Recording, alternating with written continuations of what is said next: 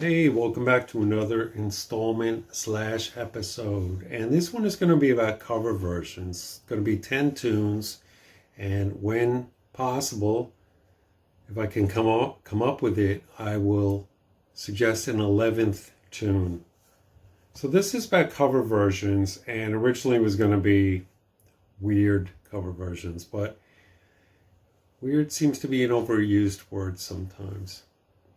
So let's just call them fave. These are cover versions that I have come across that speak to me. They sing to me or whatever they do. But the thing is with a cover version is that there's some that remain faithful to the song you know and love. And then there's others that go off on a different path. And it's a case-by-case basis. You know, I'll gladly accept one that goes off on its own path, but it does usually have to have some semblance to the original.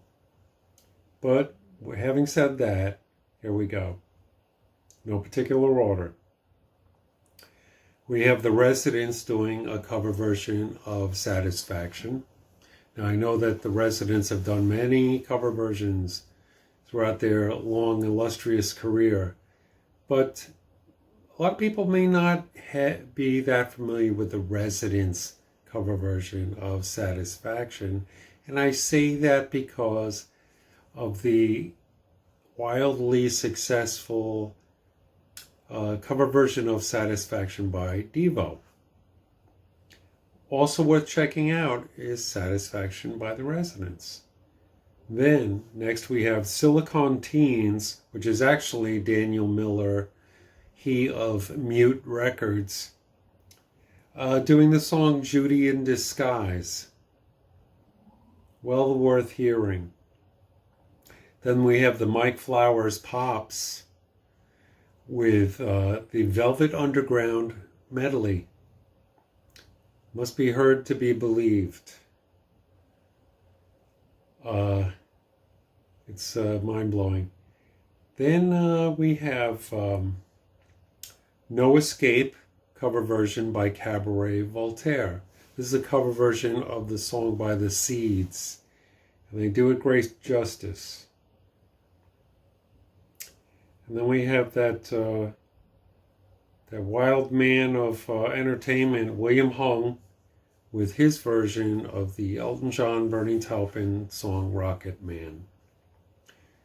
A lot of you are very familiar with the original. I say give this one a listen. Then we have the Flying Lizards with their cover version of the James Brown tune Sex Machine. Now, here again, the Flying Lizards have done quite a few cover versions. But to me, on today's episode, this one stands out as one for you to check out. It's minimalistic, I guess you could say avant-garde and a little futuristic and all that. I really like it, and if you're searching for the song, you might as well seek out the video too. Then we have the Moog Cookbook. And there again, here's a band that has done a lot of cover versions. And this one is Whole Lotta Love, you know, the Led Zepp song. Their version is hilarious. And the break in the middle, if you're a Zepp aficionado, you'll recognize some things floating around in there. Then we have Cherie. It's a song by the band Suicide, and amazingly enough, it's covered by Question Mark and the Mysterians. A stroke of genius, if you ask me, because usually it's, it's the, for lack of a better term, it's the younger bands that cover the older bands, or the bands that came before them. This would be a bit of a switcheroo of the reverse method. Then we have Steve Lawrence and Eydie Gormé covering Soundgarden's hit Black Hole Sun. You know, kind of giving that loungy treatment, and appropriately enough, it appears on the Lounge of Palooza compilation assortment. Then we have Paul McCartney's from his Run Devil Run album, which is the majority of it is cover versions. There's a song called No Other Baby, which originally was done by the Vipers. And if you seek out the original, to me, it has been vastly improved upon. Tremendously improved upon. The best thing you can hope for with a cover version is that, breathing new life into it. A total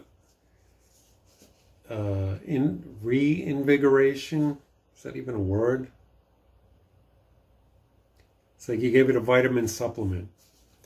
Okay, and then finally for this one, which would be track number 11, this is one of the many Bob Dylan covers that Bryan Ferry has done.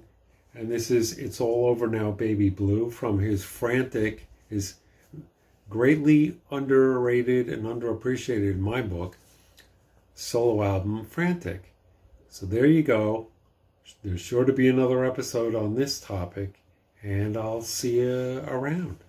Happy listening. Bye.